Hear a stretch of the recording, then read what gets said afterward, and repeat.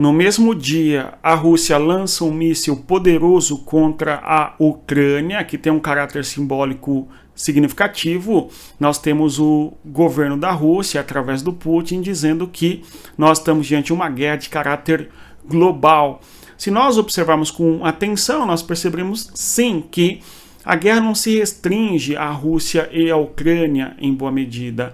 Nós temos, por um lado, o eixo do que se compreende como autocracias, que envolve a Rússia, a Coreia do Norte e o Irã, de um lado, e de outro nós temos um outro eixo envolvendo Washington e Bruxelas e Kiev.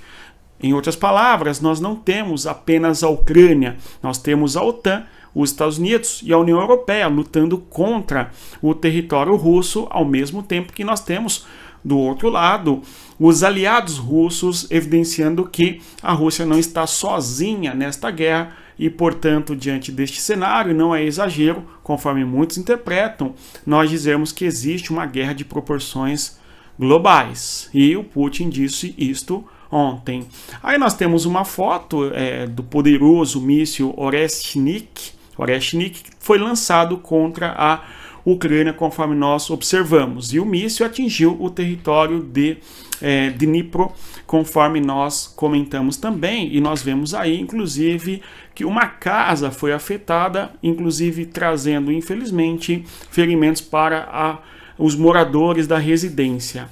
Hoje é dia 22 de novembro de 2024 e nós temos uma série de assuntos a tratarmos aqui. Mas antes de avançar, eu vou reiterar. Deixa o like aqui no nosso canal e se inscreva para ajudar o nosso canal e você ter as informações sempre em abordagens através da questão histórica, geográfica e, obviamente, política, que é o tripé da geopolítica, enfim. Então, nós temos que o míssil russo é uma resposta, na concepção de Moscou, ao uso de ATACMS e Storm Shadow. Então nós vimos nos últimos dias uma escalada na guerra de maneira bastante proporcional. Nós tivemos a permissão por parte do governo dos Estados Unidos de que a Ucrânia utilizasse os mísseis de longo alcance, enfim, o ATACMS que tem um alcance aí de 300 quilômetros e o Storm Shadow que tem um alcance um pouco mais longo, digamos, não é, de 700 quilômetros. Isto elevou o nível da guerra, certamente, na interpretação de muitos e para a Rússia também.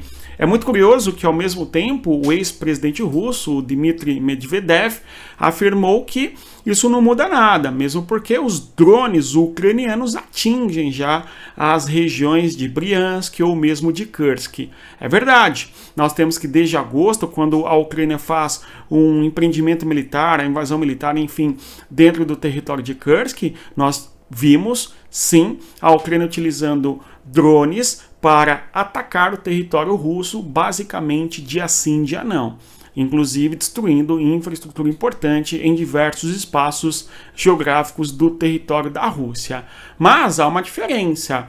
O drone, por mais que ele tenha mudado a guerra de maneira muito intensa nesses últimos 2 anos e meio, aliás, o uso de drone mudou a guerra de modo intenso, justamente na guerra entre a Armênia e Azerbaijão de 2020.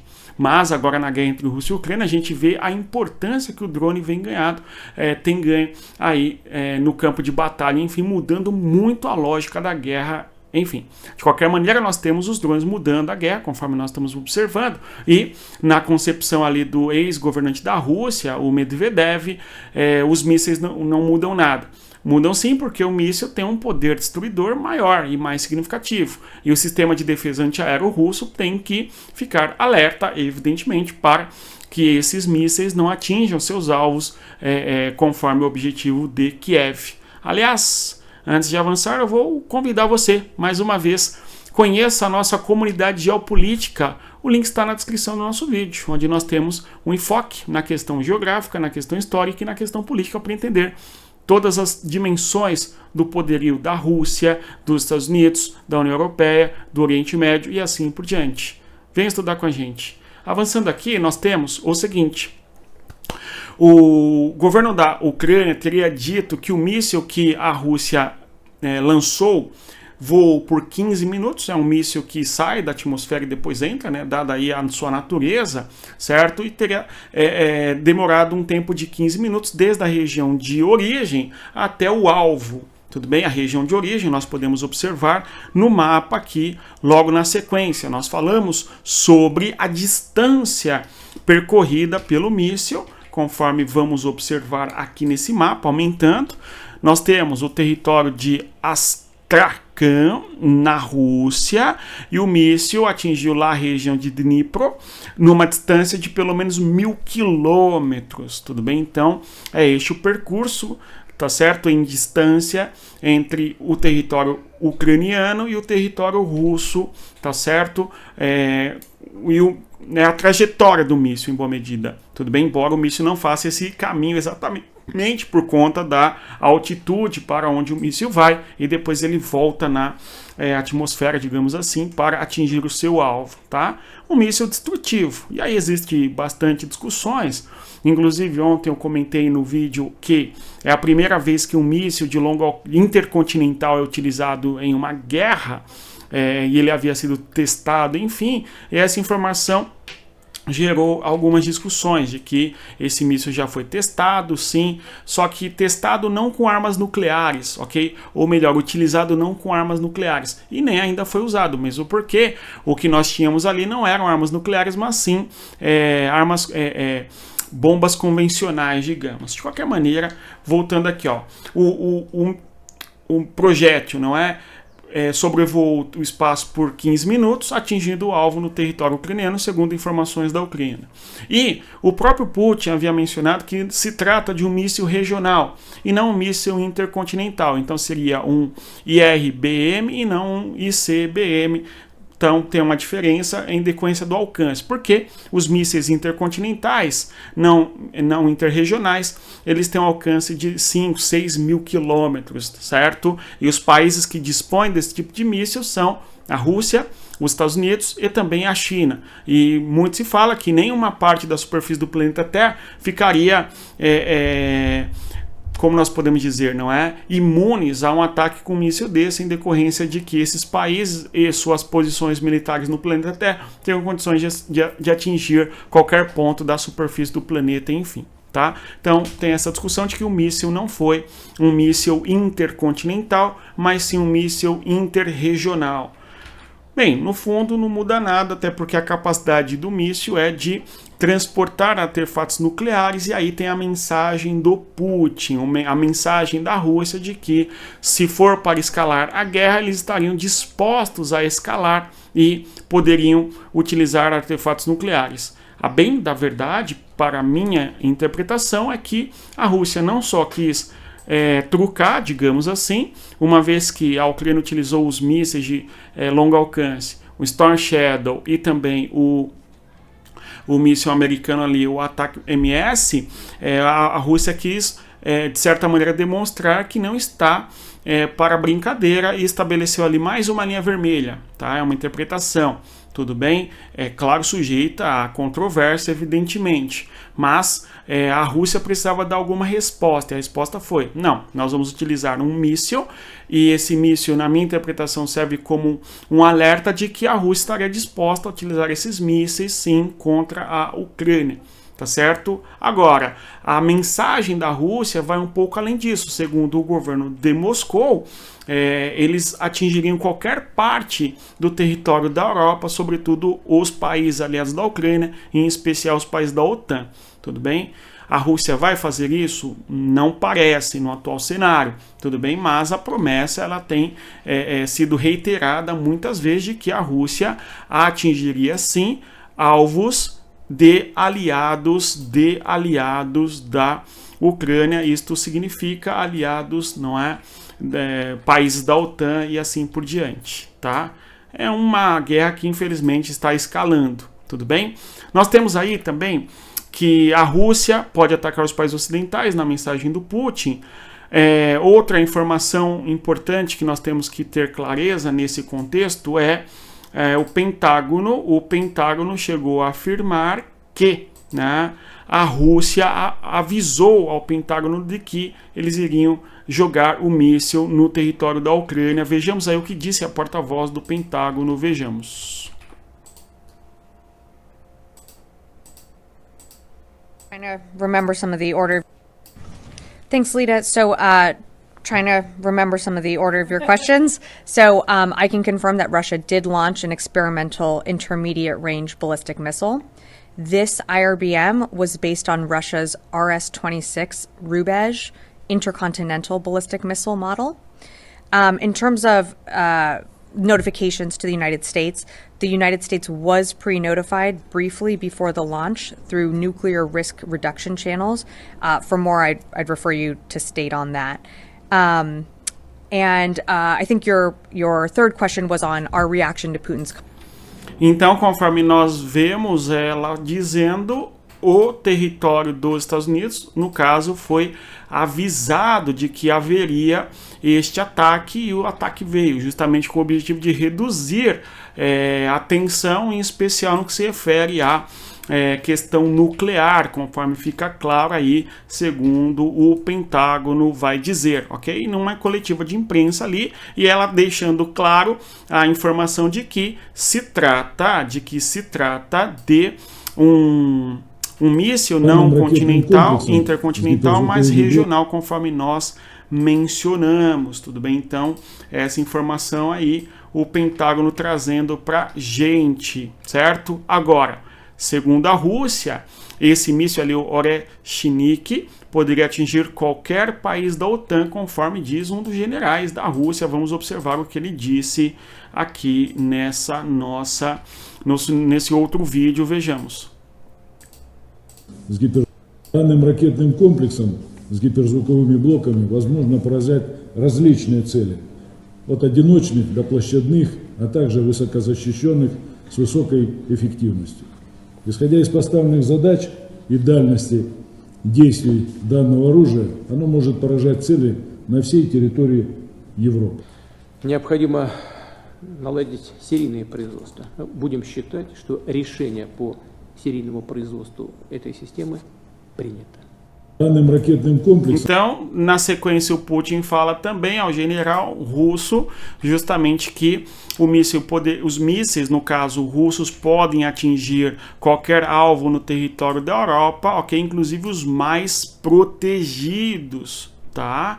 Agora, o que nós temos foi um teste, esta que é a realidade. O Zelensky mesmo falou que houve um teste por parte da Rússia no território da Ucrânia e, segundo o Zelensky, a Rússia tem feito testes justamente militares com a guerra que trava contra a Ucrânia, enfim. Olha, isto ocorre no mesmo momento em que na Polônia nós temos a inauguração de uma base antiaérea, tá certo? Sobretudo de mísseis que possam ter origem no território, não é, russo, especialmente.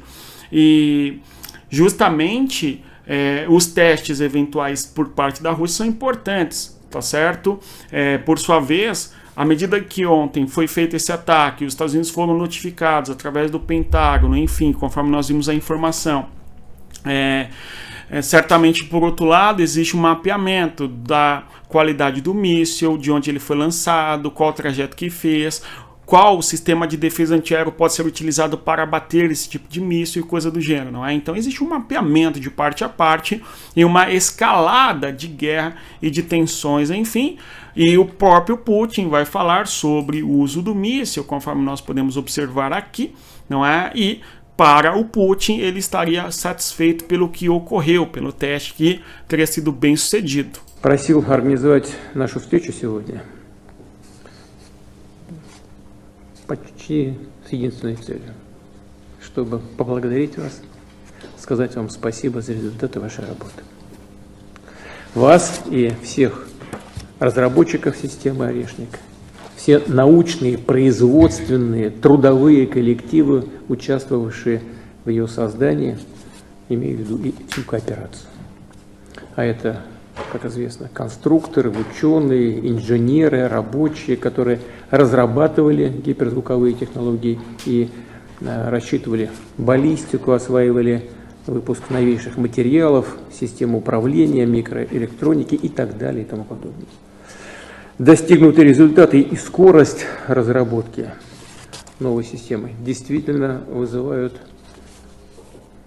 и гордость, и восхищение, убедительно демонстрируют, что отечественная школа ракетостроения обладает огромным потенциалом и способна решать самые sложные задачи по обеспечению безопасности e suvereniteta России. Просил Então a gente visualiza o Putin falando em escola de engenharia russa para desenvolver os mais variados tipos de mísseis, enfim. E ele faz um agradecimento a toda uma gama de profissionais envolvidos nesta realidade, certo? Então, o que nós temos nessas declarações oficiais da Rússia é uma tomada de posição política dizendo, olha, estamos aqui, temos uma capacidade de desenvolver tais mísseis, de atingir qualquer ponto territorial na Europa, não é mesmo aqueles que têm uma defesa ampla, tá? Ou seja, o último passo dessa escalada se dá pela Rússia. Vamos observar qual que será o próximo passo eventual que o Ocidente dará. Os países ocidentais, como eles vão reagir agora com o ataque por parte da Rússia desse míssil de capacidade destrutiva considerável jogado contra o território da Ucrânia. Então fica aí no ar a grande suspeita, a grande pergunta de qual será a resposta que os países ocidentais darão. O Zelensky, por sua vez, conclamou, digamos assim, os seus aliados para que fizessem, uma resposta firme contra a Rússia diante dessa repercussão.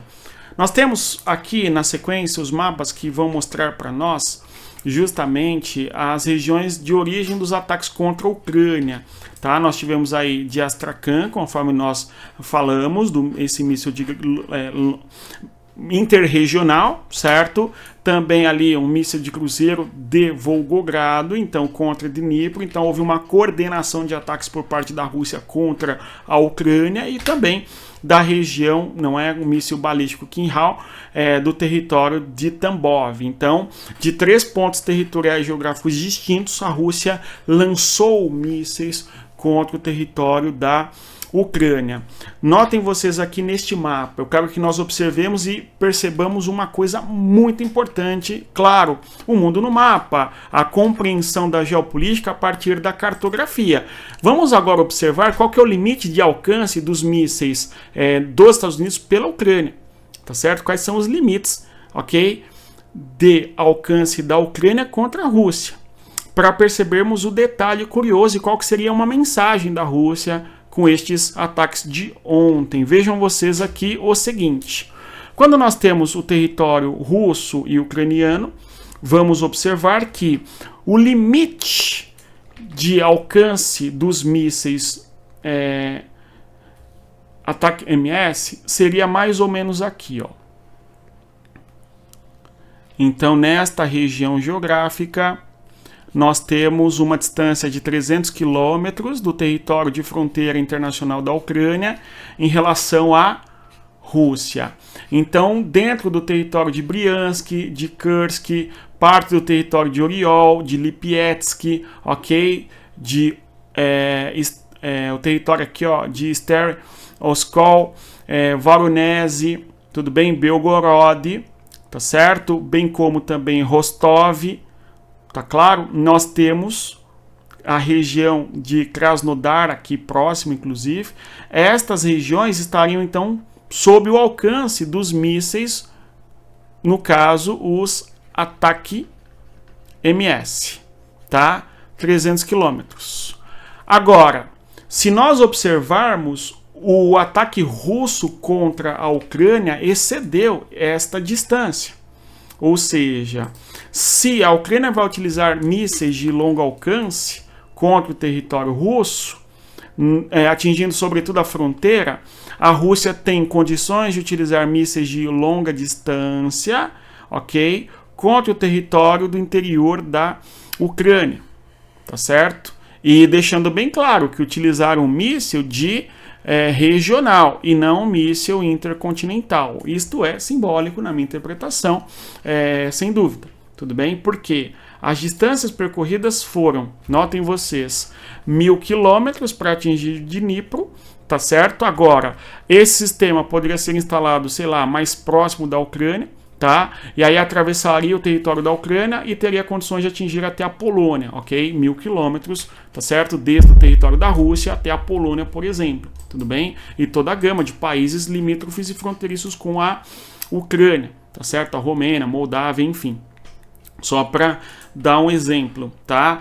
Então, o que nós temos é uma Rússia mostrando que tem condições de atingir em maior profundidade no território da Ucrânia e realmente testando, não é, o míssil, fazendo um ataque de distância considerável, evidenciando que poderia realmente atingir, sim, os países ocidentais. Não significa que os países ocidentais não teriam capacidade de se defender através de um sistema, não é, de defesa antiaérea e coisa do gênero, tá? Mas mensagem, e é simbólico. Tudo bem? Vamos observar como que os países ocidentais vão responder ao ataque da Rússia, conforme eu mencionei, e ao pedido da Ucrânia que haja um ataque firme.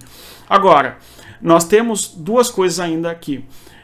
Teria um general norte-coreano sido atingido em Kursk, tudo bem? Um general norte-coreano.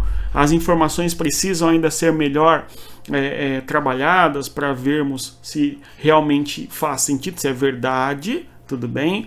Há alguns dias nós tivemos o pessoal divulgando uma pessoa de fenótipo oriental, parecia, pode ser da Coreia do Norte ou de alguma província do interior da Rússia, não é? Esse vídeo aqui tá com a cara do que aqueles imbecis vão falar que é Rousset, né? Mas tudo bem. Olha só, nós tivemos um soldado abatido, e aí o pessoal mostrou uma foto com um passaporte, mostrando, olha só, o norte-coreano e tal, não sei o que, enfim, e contrastando a foto com um soldado no chão, enfim. É uma informação que não tem a menor veracidade possível, né? Porque... E aí hoje nós temos nova fotografia circulando por aí de um soldado de feição oriental que teria sido abatido no fronte de guerra e eventualmente seria em Kursk. E estão dizendo que agora o primeiro, tá certo, norte-coreano teria morrido na guerra em Kursk. Ou seja, não já teria sido o primeiro há algumas semanas, tá? Então essas informações, elas precisam ser melhor repensadas. Realmente a Coreia do Norte envia soldados para lutar na Rússia. Existe uma razoabilidade disso, com toda certeza, tá? Agora, realmente a Ucrânia conseguiu abater soldados da Coreia do Norte? As informações muitas vezes vêm muito mais com torcida do que com real interesse em compreender o que está acontecendo. Não é o nosso caso. Vamos tentar compreender em sua amplitude o que está acontecendo. Tudo bem? Uma outra informação é de que os Estados Unidos, através do governo Biden, planeja aí perdoar dívida dos ucranianos. A dívida da Ucrânia em relação aos Estados Unidos é uma dívida alta, não é? Vamos acompanhar como vai ser o desdobramento disso. E para concluirmos, nós temos também uma pesquisa que foi divulgada pelo Sputnik, né? Tudo bem? O Sputnik é uma fonte de informação pró-Rússia, russa inclusive, etc., mas ali a pesquisa teria sido feita por uma agência de pesquisa ocidental, Gallup, que teria demonstrado que há um interesse na Ucrânia por parte dos cidadãos de que a guerra chegue ao fim. Vamos acompanhar e ver quais informações saem sobre uma eventual pesquisa dessa natureza, tudo bem? E continuemos acompanhando aí esta guerra que já quase tem 3 anos. No mais é isso. Se você chegou até aqui, eu agradeço a sua presença. Reitero a você que compartilhe o nosso conteúdo. Se este conteúdo ajuda a você entender, pensar o que está acontecendo na lógica da guerra entre Rússia e Ucrânia, estendo mais uma vez o convite a você conhecer a nossa comunidade geopolítica. O link, repito, está na descrição do vídeo. Bons estudos, respeito à geografia. Até mais. Tchau, pessoal.